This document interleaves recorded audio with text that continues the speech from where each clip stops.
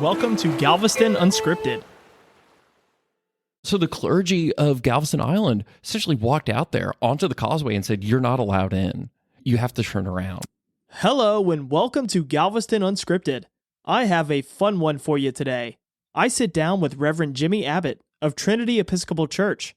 We had an absolute blast recording this episode, and I'm pretty sure you can hear it in our voices. Reverend Jimmy Abbott is the state historian for Trinity Episcopal and lives here on Galveston Island. In our conversation, we discuss everything from the founding of Galveston, the founding of Trinity Episcopal Church in the country of Texas, the role of religion in the early days of the founding of Galveston, to the Civil War Battle of Galveston, other major historical events that affect Galveston and Trinity Episcopal, and the relationship between the different religious organizations on the island. I also learned a few new fancy words in the process. I can guarantee that you will learn something in this episode. Please don't forget to rate, review, and subscribe. And also, follow us on social media. It means the world to us. Galveston Unscripted is dedicated to educating and entertaining. If you haven't yet, check out the episode description. Click that link to the interactive map. We're utilizing this podcast and developing an audio tour of the entire island. And you can help by sharing this podcast and audio tour with locals and visitors alike. Welcome to Galveston, the world's largest free museum. This is your audio guide. Let's jump right into this energetic episode with Reverend Jimmy Abbott, only on Galveston Unscripted. I had a podcast for a little bit, 2 priests in a pod. Oh, so you're used to this, huh? Well, you're a lot more complex than we were. Also, there's a lot more talent in this room than what we ever had. No, all the talent's coming from that seat right there. So tell me about your podcast.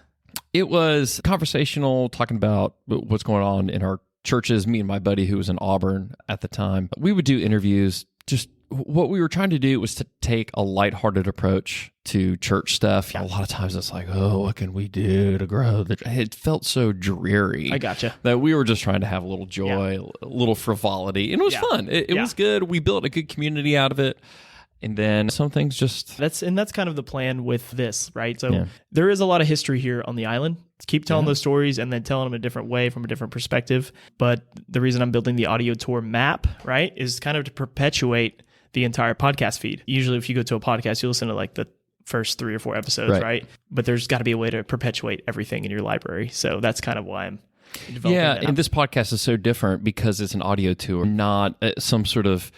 You don't have weekly topics that you're going over, right? Exactly. So you want people to dig back down. And I did that. I listened to your interview with Sam Collins. That was great. I was just really struck by how you're able to pull all these people together to talk about this little sandbar that we live on. Everyone says Galveston is unique, but really it is. There's so much in this little sandbar in the past 500 years. Like Sam Collins, for instance, just having him here talking to me, I was just like, I was so nervous.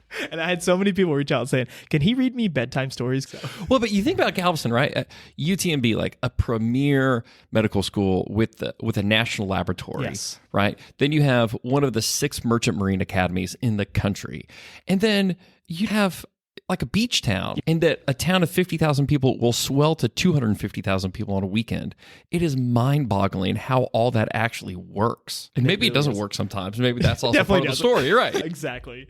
Jimmy, I think we should just hop right into it, man. Let's do it. So go ahead and tell us a little bit about yourself and what you do at Trinity Episcopal. Sure. So my official title is the Reverend Jimmy Abbott. I'm the Rector of Trinity Episcopal Church in Galveston. Rector is a fancy word for head priest, head pastor. We're all about fancy words. We've got a ton of them, and I'm sure we'll get into some of them. So before this, I served as the rector of a church up in Spring, north of Houston, and we had always had our eyes on Galveston, on Trinity. This came open. It was providential that we got called here. And so that's what I do. I'm here. I'm the priest, the pastor of this church. We have a Trinity Episcopal School attached to it with 267 students currently. And then we also have a ministry to UTMB students on our campus. So it is a bustling place. There's always something going on.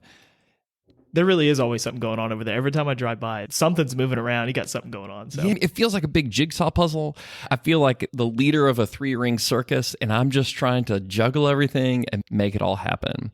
I actually made a mistake the other day. I was talking to somebody who attends Trinity, and I said, church was started in 1846, and it's 1841. 1841, get it right. Exactly. The people I talked to there, they really know their history about that church. There's a massive pride. I actually brought the book that is the history of Trinity Episcopal Church. Now, this only goes from, as you said, 1841 to 1953, and it's over 800 pages. And that's only to 1953. I mean, this is amazing. This thing is an absolute brick, and we got stacks of them. And that's why we brought Jimmy here today. He's going to read page by every single one of 800 pages. It's amazing.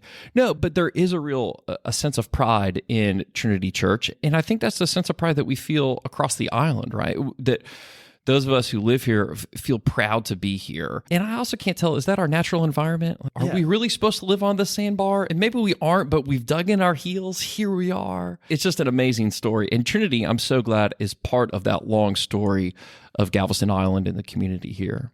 Well, can you tell us a little bit about the founding of the church, Sure. very beginning? So 1841, when Galveston was obviously still part of the Republic of Texas, a man named Benjamin Eaton, who was a priest of the Episcopal Church, was sent as a foreign missionary. That is a foreign missionary to Galveston, Texas. Unbelievable. And he comes in January, and it's one of those cold snaps. And he said people are literally freezing to death in Galveston Island. Something like, it was awful. Like 2 people froze to death, 40 horses. He records the number of horses. It's 40 horses froze to death. And he gets here and he says, this place is a dump. And he's only here for a little bit before he gets back on the steamship and goes to Houston. And he realizes that Houston at the time was even more of a dump. And so he comes back to Galveston. And there are 2 churches that he started. One is Christ Church Cathedral in Houston, and the other is Trinity Galveston here in 1841. Soon after that, he built a church in 1842, the first church that was promptly blown away by a hurricane in 1843. Like the story of our lives here. You just can't make this stuff up, right? So he goes around the country asking people for money. He goes to Charleston, South Carolina. He goes to New York, to Boston, because at that point there wasn't that much money in Texas. And so he had to go to the East Coast and ask for money. And from that, they were able to build the church we're in now, the 1857 church, which is a beautiful, crazy old building. And you walk in there and it's just massive. And it's amazing what they could do in 1857 to build that place. And I'm so glad that it's right there on 22nd Street. You can see it. You can hear our bells. I know that some of the running tours and other tours go right by the church, and it's just right in the heart of things. Oh my goodness, it is such a beautiful church. And I know that, I don't want to jump too far ahead here, but I know that even I walked by the church today, just to kind of refresh my memory to talk about this, and I walked by and you could see the different colored brick where they elevated the church after the 1900 storm. So are there any other crazy renovations you can speak of other than just the elevation of the church? Sure. So that's a good point. Like you said, we're skipping ahead, but after the 1900 storm in 1925, when they raised the whole island, I can't believe they did this. They actually jacked the thing up. And the story is one guy was banging a drum while everyone else jacked up the building so it would go up at the same tempo. Amazing stuff. One of the things, if you ever go inside Trinity Church, which of course all of your listeners are invited to do, is that the columns in there were not original. What happened was the parishioners got a sense of this massive building, and they said to the priest, like, hey, bud, this place looks too scary. We're not coming inside. It looks like this thing is about to collapse in on us. And so what they did is they added these columns afterwards, and if you go into Trinity Church, they're now the sort of faux wood finish. They were originally bronze, like shining bronze columns. And eventually they addressed that. But that's why the columns don't seem to fit in the pews, is because they were added later. Just crazy stuff like that. It is a crazy architectural element. There's just, throw that in there. Yeah. Exactly. Okay, so let's back. I didn't want to jump too far ahead, but let's backtrack a little bit. This Mr. Eaton. Yes. Can you tell me a little bit more about him? Man. I know you told me a little bit about this guy before. Incredible guy. By all accounts, an incredible person. But his story really does mirror the story of Galveston Island. While he's back east raising money, he gets two other clergymen to come and cover for him. Both of them die of yellow fever, and there's actually a plaque monument for them in Trinity Church. And gosh, I think about those guys all the time. What would it be like to really sacrifice yourself for the ministry here on Galveston Island? Fast forward, it's 1871. Mr. Eaton has been the rector for 30 years, and it's March 19th, and he's in the pulpit. An amazing story, and it's recorded here in our history from the newspaper account. He gets into the pulpit and he says, "I see the cold hand of death coming for me." And he goes on like this for 10 minutes. He goes, "The angel of death is there. I see it. I feel it." And he collapses, and then he dies that afternoon. And and apparently this was a massive event in the history of Galveston Island. I mean, people flocked to the church for his burial service, which was on Tuesday. Pretty amazing back then. You would die on a Sunday. They buried you on Tuesday. But he had designed the church for his crypt. And so there's a crypt under the altar at Trinity Church that's got I would call it a sarcophagus, like a cement sarcophagus in which his body is encased.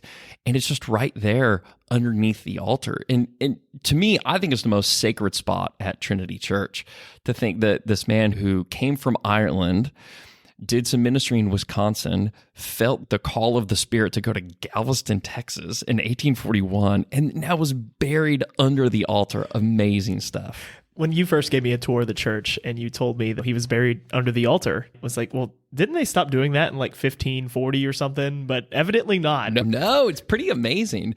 I also serve as the historian for the Episcopal Church in Texas, and I know of one other church in Texas, an Episcopal Church in Texas, All Saints Austin, that has some sort of crypt or niche under the altar for some dead clergy. Pretty amazing stuff. So that's not a common thing among other denominations, or it's very common in Orthodox churches, and it's very common in England to have people buried in the floor. I mean, Eaton was a bachelor his whole life, and I think he knew that he was never going back to Ireland, and so he knew that this is his resting place. It's amazing to think about. What would it be like to know that is where your bones are going to be? I don't know if I want to think about that. I think it's amazing. And now, so much, I think, of Trinity Church is shaped by him. Eaton Hall then was built in 1882, and it was originally called Eaton Memorial Chapel as a memorial to him, given mostly by Henry Rosenberg, which is another big Galveston name, who was a member of Trinity Church. And that was Nicholas Clayton building, another famous architect who's done all sorts of stuff throughout Galveston. And that was supposed to be a memorial to him. Now we use it for Sunday school, coffee hour. Other churches have used it as their congregate, or their buildings are being repaired and whatnot. It itself is a National Historic Landmark. It's crazy that we have two of them. It's an embarrassment of riches. It's amazing. So that was 1871 when he died in the pulpit, was buried, right? I know a little bit after that. Wait, we have to skip back. Okay, let's skip back. Oh, the Civil War. We have to go to the Battle of Galveston, Civil War. Yeah, January 1st, 1863. There are two big ways that Trinity Church played a role in that. First, as the Union was shelling the city, many of the Confederate soldiers hid behind St. Mary's Basilica and Trinity Church, because those were the two really big buildings in downtown. And Trinity Church was struck by a cannonball, and the claim is that there is a cannonball still in the wall of the church. I think it's true. Others have questioned it, that maybe it's a legend. But either way, it was definitely a part of the battle, because it was such a landmark and so tall compared to the other buildings at the time. There's a famous story of Edward and Albert Lee, of these two men, father and son. Albert was a member of the Confederate Navy. Edward was an officer in the Union Navy. And the story is, towards the end of the battle, the father comes across the son on the Union ship who's dying. Well, he was buried from our church. He was buried from Trinity Church and is buried in Trinity's Episcopal Cemetery on Broadway. Yes. And so that whole thing that we talk about the Civil War, about father against son, brother against brother, that was true, and very true that it happened right here at Trinity Church because they were Episcopalians and that's where the burial was from. They also did the Masonic rites for Edward, and that was very much who we were. So that's also very much in our DNA, in our history, is the Civil War, American history. It is all right there at Trinity. I know in a more general sense, a lot of people don't realize that the Civil War even touched Galveston. But in reality, you have all these amazing stories that you can tell from the Civil War era, and a lot of them tie back to Trinity Church, which is truly amazing.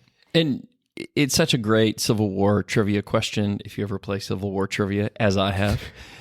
What was the last remaining port in Confederate hands at the end of the war? Oh, it was Galveston. It's Galveston, Texas. Galveston. Right, yeah, right. Exactly. Everything else had fallen to the Union blockade except for Galveston. Mm-hmm. Well, look at that, Jimmy. You know what? This is the Jimmy podcast. This is your podcast now.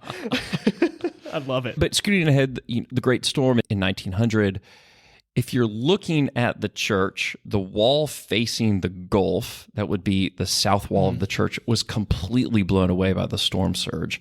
And we've got some great pictures. And if you actually go to our website, trinitygalv.org, you can see the picture looking into the church from the outside as it had just been decimated by the storm. Everything we talk about, I'm going to link in the episode description. So we'll have tons of resources and photos. Great. And so we'll be able to pull all these up. Good. Yeah. You got to keep that tour up. Exactly. I love it. Exactly. So I know another thing that really impressed me that you were talking to me about a couple months ago was how the church community really got along and assisted the Jewish community on the island. Can you tell us a little bit about that? Sure. A lot of that was a friendship between the clergy of Trinity Episcopal Church and Rabbi Cohen, who was such a well-known figure here. When there would be services at Trinity Church, Rabbi Cohen would often come. The clergy of Trinity Church would often go to the services at Temple B'nai Israel. So I think a lot of it is just that friendship and that partnership among colleagues. There were some bishops later in the Episcopal Church who would actually come to UTMB for care and healthcare and whatnot, and Rabbi Cohen would go and visit them. And so because of that long friendship, there are some relics, artifacts, things that we have at Trinity that were given to us by the Jewish community on Galveston Island. So if you go into our church, the 7-branch candelabra on the back wall of the church were given by a prominent Jewish family in recognition of those ties. There is a beautiful set of doors going into the church that came from the Selig family, and it's amazing that they gave that to us. And I've tried to continue that tradition of being in partnership with Congregation B'nai Israel, Rabbi Cohen, who is not the same Rabbi Cohen, obviously, so many years ago. But I also do think that speaks to Galveston Island. Again, like that's the running joke, right? We're on a sandbar. Yeah. We've got to hang together. And I think that we see that right there at Trinity Church. You mentioned Henry Rosenberg earlier. I know there were a lot of prominent Galvestonians that attended Trinity. So could you tell me a little bit? Well, like drive through downtown and all the last names. So Rosenberg, George Seeley. I think his first name was George Ball, I think. Oh, Ball. Those were obviously Ball High School, Ball Avenue that runs along our church office. All those were members of Trinity Church. Kepner is where we're, 22nd Street is Kepner. All members of Trinity Church. And we've tried to continue that tradition of being the church for all people in Galveston. And so the people might look at that and say like, oh my gosh, like, do I have the gravitas, the notoriety to be part of Trinity Church? And I have to say, most people who go to Trinity Church are not Henry Rosenberg or George Seeley. But they have gone there, but that doesn't necessarily define who we are. But I think that shows that we've had a number of significant funerals, big weddings that have happened at Trinity Church among all of those families. Gotcha. Well, Jimmy, this is awesome. Dude, you're killing it. You've literally run through all my questions, so you're going to have to... Well, okay, I'm going to keep going because I got more. So tell me whatever interesting stories you got. Okay, as we keep going then, There's another memorial at Trinity Church for those who made the sacrifice during the World War. Of course, that would have been World War I before World War II, and there were 5 men of Trinity Church who were killed during that war. Then there's another memorial that is for those who died in the Second World War. And what's amazing to me is it's embedded actually into the wall of our, it's a fancy word, the narthex, which is the fancy word for lobby of Trinity Church. And there are this incredible list. I mean, hundreds of names of men who went off to serve in World War II. And I don't know if you know the old story about World War II and men from Galveston. No, I don't. Oh, it's a joke. I mean, obviously. But if you would ask someone serving overseas, they'd say, I'm from America. But the Texans would say they were from Texas. But the people from Galveston would say, I'm from Galveston. Exactly. Of course we would. Of course. But it really does have that prominence. That bumper sticker, Galveston, is amazing. And I think also a lot of that comes up with the Texas City disaster in 1947, in that people just sort of knew about Galveston. And then you have the Free State of Galveston in the 1950s and the organized crime and all sorts of interesting stuff that was happening then. During that time, Trinity Church continued to do its mission and ministry. We started Trinity Episcopal School in the 1950s, and then Trinity Church continued on. One of our proudest things that we always invite people to experience is the organ at Trinity Church. That's an experience. Holy cow. That's an experience. I mean, it's got over 4,000 pipes, which will blow your mind. But we see that as almost as a crown jewel, as something that we can offer to the city of Galveston. And that this is not just something for us, but it's something that we want everybody to enjoy, that gift of music. You can climb up in the bell tower. I forgot, did we climb up there? We didn't climb to the bell tower, no. But I did see inside the organ, and I was thoroughly impressed. Oh, it's great. I was telling people about it for days. I don't know how they build those things. You got pipes everywhere, and little pipes, big pipes. Maybe we'll post a video walkthrough of that thing. Ooh, it's awesome. The bell tower is an amazing thing too. You can climb all the way up, and it feels like it's like Man the Ramparts or laying siege or something. But from there, it's such a good reminder that you can see out into the Gulf of Mexico. You can see the Pleasure Pier, and then you can see the other way to Pelican Island. Of this particular spot that Galveston does have in American commerce and culture, and Trinity is right there in the middle of all of it. Fast forward a little bit more, let's go to Hurricane Ike, the other big defining moment for Galveston. Of course, Trinity Church was heavily damaged. Water came all the way up to the steps to the altar of the church, which is hard to imagine. That's obviously, even after the church has been raised up 4.5 feet. So there's been so much work. And I kind of wonder, too, now about buildings' life here. It does feel awfully tenuous all the time. And so I wonder, too, like when we see all this construction and we see new buildings, there's always a sense that that's gonna get destroyed one day. One day. Right? One day. It just feels kind of weird. And so I wonder, too, that when we go into some historic buildings, homes that aren't completely renovated, is that because we just know that it's all going to get wiped away one day? I don't know. I wonder about that too. I really do. But isn't that what makes life sweet? Is it's going to end, right? Well, I mean, goes back to Benjamin Eaton, right? Yeah. You've built your own crypt. What's going to happen? So Trinity Church, looking forward into the future, continues to do its work in ministry. And I think maybe this is a lesson for Galveston too, that because we're a historic place, Juneteenth, the Civil War, the Great Storm, sometimes it also feels like we say that our best years are behind us. And I mean, gosh, you've got a podcast about the history of Galveston Island, but I think we need to build on that history into the future because it is an incredible story that we have to offer, like a story of resilience and hope, and really just grinning and bearing in the midst of so much adversity. And you think too, like you said about Trinity's relationship with the Jewish community on the island. We're an island. We have got to stick together. We have to, and that's the only way. That's the only way we've made it through the 1900 storm, through Hurricane Ike, and every hurricane in between. But you're right, we do have to stick together. We are an island. I think Trinity is really the representative of true Galvestonians and sticking together. Well, good. Really, Well, I because appreciate that. I'll roam around the island and end up talking to people who go to Trinity, and they're some of the nicest people I've ever met. Well, thank you. There are so many stories of Trinity Church, and I don't know how many of them they're particular to us, I think, as members of the congregation, and not necessarily to wider Galveston, but stories that we dearly treasure. One of those, when you're walking by, so if you're walking towards the Gulf, if you're walking south on 22nd, on your right will be Trinity School, and then you'll have Trinity Church, that behemoth. It's so obvious. And then you walk past Eaton Hall, and then there's a columbarium there. And that columbarium, of course, is where people inter their ashes, members of our church inter our ashes. And it's amazing to me to think that you can stand there and you can hear the voices of children on the playground, and that the whole scope of life and death is right there within just hundreds of feet of one another.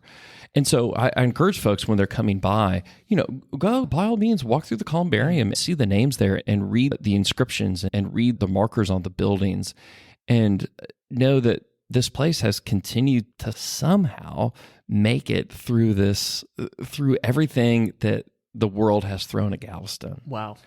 Definitely take that invitation, go over there and check it out. Well, Jimmy, is there anything you want to talk about future plans for Trinity? You have anything coming up in the near future, far future? We have a ton of plans.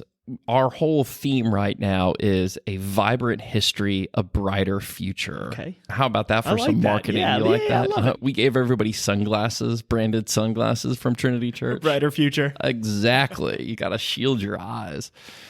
One of the big things that I think we have to look at, and I would love to hear a podcast on this, is UTMB and the history of UTMB on the island, and how that place alone has shaped who we are and the people who live here. So we have a ministry to UTMB students that I think is really critical. But what does that mean? What do students need right now? And we want to expand that ministry to Galveston College and Texas A&M Galveston. And I hope that you get maybe Colonel Mike Folsom here to talk about A&M Galveston. I heard him talk at Rotary. Of course, I go to Rotary meetings. They're great. Talking about like the turtle barn. And I mean, what we have a turtle barn? Like just add that to the list of head scratchers, right? Exactly. On a man-made island of all places. So if you go back and you look at the battle maps of the Civil War of Battle of Galveston and the Civil War, it's called Pelican Spit. Yep. That's it. And you're like, what? It was just a little sandbar, basically. And then, of course, they just dumped everything right there and made an island. I mean, that's crazy to me. And like I said, it's one of the 6 merchant marine academies in the country. And it really is a place where we have to have that for shipping, for commerce, for all of our enterprise. Well, what are some of your not associated, well, maybe they can be loosely associated with Trinity, but what are some of your favorite Galveston history facts or stories or anything like that? Well, I mean, you got to talk about the Civil War Battle of Galveston and the cotton clads. Yes. You know about the cotton clads? Of course. Oh, man. So one of the cotton clads that was involved in the Civil War Battle of Galveston that obviously came from Houston down the ship channel and fought the battle was actually the same steamship packet that Benjamin Eaton came on from Houston to Galveston. Yeah, that'll blow your mind. So that little audio clip is going to be on the location for the Battle of Galveston right there. I'm clipping that out and putting it in there. That's perfect. The Neptune. I actually need to do an episode purely on the cotton clads. So I have a Battle of Galveston episode where I touch on it very briefly, but that has got to be added. Have you talked to Ed Cotton? I need his email. You got his email? Anyone out there have his email? I will make the connection for you. Please do. That would be amazing. I've gone on a couple years ago, went on his Battle of Galveston tour. I knew it was historic and I knew there was a battle there. But until you go on that tour with Ed Cotham, it has a way of painting the picture for you right there in front of you. And it's absolutely amazing. The Henley Building is another icon of Galveston, right? That this historic building, they somehow put cannons up in the 3rd story to shoot at the Union ships. But now that's where we take our dogs to get their hair cut. Welcome to Galveston. What? That doesn't make any sense. Like, where else in the world does that happen? That before this, I was in the Houston suburbs. When things are old, you tear them down and build them new again. And here you don't. And I think that's a real asset, a real value that we have. I think also that you can track the history of the state of Texas from Galveston. In the beginning, all of the big cities were along the coastline, primarily. Galveston, Houston. Then as transportation changed, then it became all of the train cities. Like Calvert and Hearn used to be big cities, right? Now, since Highway 6 or 290 don't really go through them as much because I-10 went the other way, those aren't really big cities anymore. And now most of our big cities are growing along the highways. And do you think it's kind of funny that I-45 ends at Stewart Beach and McDonald's? Like, you're driving out, you see that the Rosenberg statue, you see the World War II monument, and then all of a sudden it's Stewart Beach and McDonald's. And that's the end of the road, folks. That's the end of the road. There's nowhere else to go. There's also something about the causeway, and there's another great story that it was at some point in the 20th century, and I've forgotten the year off the top of my head, that the Ku Klux Klan was going to have a march across the causeway. Right, and so you've heard that. So the clergy of Galveston Island essentially walked out there onto the causeway and said, "You're not allowed in. You have to turn around." Absolutely. So I'm linking whatever the best source for that story is. I'm going to find it, and I need to do an episode on it, but I'm going to link it in the description. Right. And I mean, then the causeway not only is like the bridge we all drive on, but it's become like something that we think about, like a marker in the history of the United States. I mean, how cool is that? Like, no, you can't come here. You're not welcome. You're not welcome. And it's funny, as Texans, we always pride ourselves. We'll take anybody gone to Texas, GTT, except for you all. You're not allowed here. I mean, I think it's fantastic. And what an image, right? Of the Catholic Monsignor and Rabbi Cohen locking arms, physically and saying, "You're not allowed." It says a lot about Galveston. It really does. This has been great. It's wild. It's like a time warp in here, dude. I already told you my joke, but you give the preacher a microphone and he just won't shut up. I mean, please, if you have anything else to talk about or plug, please. Well, you think about all the things that you should interview, and I think about how Trinity Church is tied to them. You got to do something on the ferry. Oh, yes. Have you heard my audio guides of the ferry? No. I've got some. They're actually some of my longer episodes. My history of the ferry, I think, is like 6 minutes. It's the entire history. So my dad was a captain for 30 years on the ferry. And so I knew tons about it. And then I also have an audio guide of the ferry. So once you get on from Galveston going to Bolivar, you can listen to it. And I describe everything you can possibly see. But the history of the ferry is truly amazing. And how they would pull train cars onto the barges, basically, rail cars, and then push them along with tugboats. Back and forth. Insane. Well, I should mention something about some of the other churches on Galveston Island. I think we're the first maybe to be on your esteemed podcast. Oh, definitely. You definitely are the first. Thank goodness. First religious organization. But I got to plug the others. Grace Episcopal Church in Galveston is also a historic church, another 1900 storm survivor. It's funny, before cars, when they started Grace Church at 36th Street, it was like, whoa, that's way far out. That is so far. Trinity helped plant Grace Church. We also helped plant, there was a church on the east end at 11th Street. That's far. From 22nd Street. What a hike. It's funny to think about. The other thing I want to mention is St. Augustine of Hippo Episcopal Church, which is the first historically Black Episcopal church in Texas. It was started for Jamaican and West Indian boatmen who were coming through, who they were part of the Church of England, which is where we come from in the Episcopal Church, and they wanted a house of worship. So we actually gave our altar to St. Augustine of Hippo Episcopal Church, and that's the oldest altar on the island, which is it's a neat little thing. Their priest and his wife died in the Great Storm of 1900, and we are planning a monument to go in our cemetery for him and his wife, the Reverend Thomas Kane and Betty Kane. Wow, beautiful. I mean, and that's part of just that long legacy also that we've never noted that. We've never marked that. And then I think we should. He gave his life in ministry during the Great Storm. The least we could do is put a marker out there for him. Absolutely. Well, I had no idea. I would love to maybe sit down with you and somebody else with that church, and then we could even discuss history on that. Oh, gosh, that's an amazing place. And I'd love for you to, of course, sit down with St. Mary's Basilica, First Lutheran. I mean, all sorts of cool stuff here. A lot of the churches here are some of the first of their kind in Texas, and they achieved some of the first things in Texas that a lot of these, or even in the U.S., some of them, right? So I'm looking forward to sitting down with a lot more of these religious organizations and talking about their history. Right. Jimmy, thank you so much for coming on today, man. I appreciate it, man. Yeah, you knocked it out of the park. I love it. About that. Give the preacher a microphone. I love it. Thank you for listening in to Galveston Unscripted. Please go rate, review, and subscribe anywhere you find podcasts. And if you want to keep up with Galveston Unscripted, follow us on social media. We are literally everywhere. Thank you to all of those who have already reached out to us to let us know what you think about this podcast. And thank you to all those who've recommended episodes and topics. Most of them are already in the works. So if you haven't reached out yet, let us know what you thought about this episode. Reach out to us on Instagram, Facebook, Twitter. You can send me an email. Just check out the link in the description below. Tell us what you like. Tell us what you don't like. Tell us what you want to hear. Tell us what you don't want to hear. Any feedback is appreciated. Once again, thank you for listening to Galveston Unscripted, and we'll see you next time. For historic resources or more information, check out the episode description.